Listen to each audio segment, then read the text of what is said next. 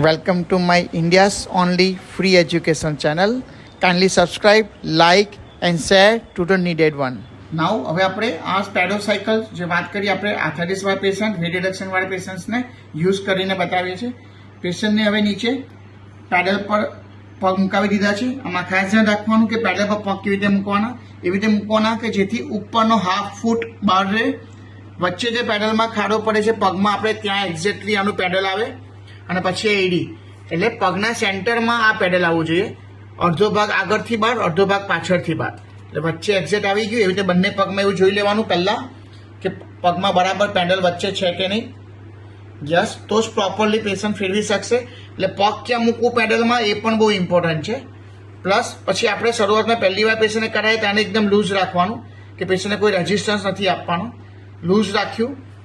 સામેની બાજુ જે બોર્ડર છે સાયકલની એને કમ્પલસરી દિવાલ ઉપર ફિક્સ કરી દેવાની. કોઈ એવી જગ્યાએ કે જ્યાં સામેની વસ્તુ હલતી નથી એવા ફિક્સ એરિયામાં સામેનો એરિયા સાયકલનો ફિક્સ કરી દેવાનો. એટલે પેશન્ટ જ્યારે સાયકલ ચલાવે ત્યારે આ સાયકલ અહીંયાથી આગળથી ઊંચી નહીં થઈ જાય કેમ કે લાઇટ વેઇટ આવે.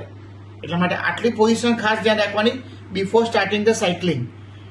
પેડલની પોઝિશન, સાયકલની પોઝિશન અને જે મીટર છે એ સાયકલનું એ પેશન્ટની તરફ હોવું જોઈએ. મીટર જે ડિસ્પ્લે છે એ પેશન્ટની તરફ હોવું જોઈએ. એ જ ધ્યાન રાખવાનું મીટર. અને આ રેઝિસ્ટન્સ છે એ ઓપોઝિટ સાઈડ રહે દિવાલ તરફ. ઓકે, પહેલાં આપણે લૂઝ રાખીને પેશન્ટને કહે છે. હવે આગળ તમે અને પેશન્ટ જે બેઠું છે ચેરમાં એ પણ જોવાનું. એ પણ 90 ડિગ્રી પર પેશન્ટ બેઠેલું હોવું જોઈએ. એના પગ પણ પેશન્ટના અહીંયા પેડલ સુધી પહોંચી શકે એવા હોવા જોઈએ. એટલે ચેરનું ડિસ્ટન્સ પણ એટલું રાખવાનું કે જેથી એના પગ પૂરા પેડલ પર રહે તો જ એ આખું પેડલ મારી શકશે. એટલે ચેર ટુ સાયકલનું ડિસ્ટન્સ, સાયકલથી વોલનો સપોર્ટ, પેડલ જે છે એમાં વચ્ચે ફૂટ રાખવાનું, ડિસ્પ્લે છે પેશન્ટ તરફ, આ રેઝિસ્ટન્સ છે એ ઓપોઝિટ તરફ. આટલું જોયા પછી હવે સાયકલિંગ કરવાનું. પેશન્ટને ઘૂંટણનો પ્રોબ્લેમ હોય તો સૌથી વધારે ઇફેક્ટિવ સાયકલિંગ રહેશે રિવર્સ સાયકલિંગ. જેટલી વધારે રિવર્સમાં સાયકલિંગ કરશે એટલું એમને ઘૂંટણનું પેન જલ્દી ઓછું થશે. આગળ સાયકલ ચલાવી હોય તો 5 મિનિટ ભલે આગળ ચલાવે પણ 10 મિનિટ રિવર્સ ચલાવવાની છે. એટલે એટલું ધ્યાન રાખવાનું છે કે રિવર્સ ચલાવવાનો સાયકલનો ટાઈમ ડબલ હોવો જોઈએ. એવી રીતે મેક્સિમમ પેશન્ટ આવી રીતે 5 મિનિટ આગળ 10 મિનિટ પાછળ એવી રીતે મેક્સિમમ 20 to 30 મિનિટ સુધી સાયકલ ચલાવી શકે છે. એવી રીતે દિવસમાં 2 વાર.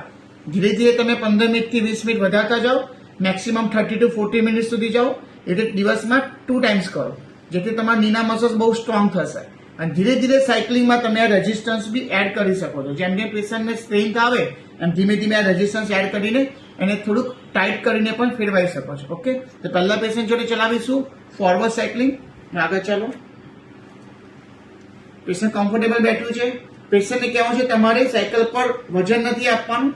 જાતે કે તમે સાયકલિંગ હવામાં કરો છો, એરમાં કરો છો એવી રીતે જ પેડલ ફેરવવાના છે.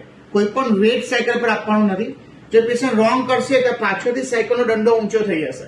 તો સમજી જવાનું કે પેશન્ટ સાયકલના પેડલ ઉપર વેટ આપીને ચલાવે છે. આ પાછળનો દંડો ઊંચો નથી થતો મતલબ એમ કે પેશન્ટ પ્રોપર ચલાવે છે, બરાબર સાયકલિંગ કરે છે અને એરમાં સાયકલિંગ ફેરવે છે. આ પેડલિંગ પ્રોપર કરે છે કેમ કે આગળ પાછળનો દંડો ઊંચો નથી થતો. આગળ કરાયા પછી મેઇન પેશન્ટની જે એક્સરસાઇઝ છે ડબલ ટાઈમ 1:2 વાત કરી. 5 મિનિટ આગળ ચલાવો તો 10 મિનિટ રિવર્સ ચલાવવાની. Reverse is very important. હવે રિવર્સમાં ચલાવો.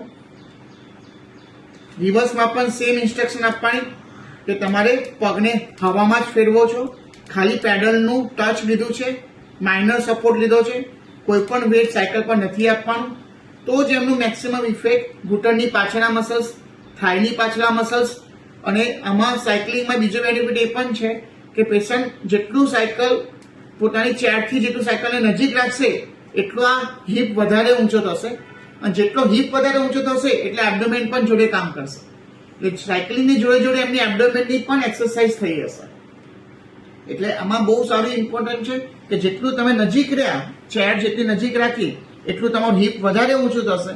જેટલું હિપ વધારે ઊંચું થશે એટલું એબ્ડોમેન વધારે કામ કરશે. એટલે સાયકલિંગની પગની જોડે જોડે તમે તમારા પેટના સ્નાયુ પણ સ્ટ્રોંગ કરી શકો છો. એટલે આ સાયકલના મલ્ટીપલ યુઝ છે.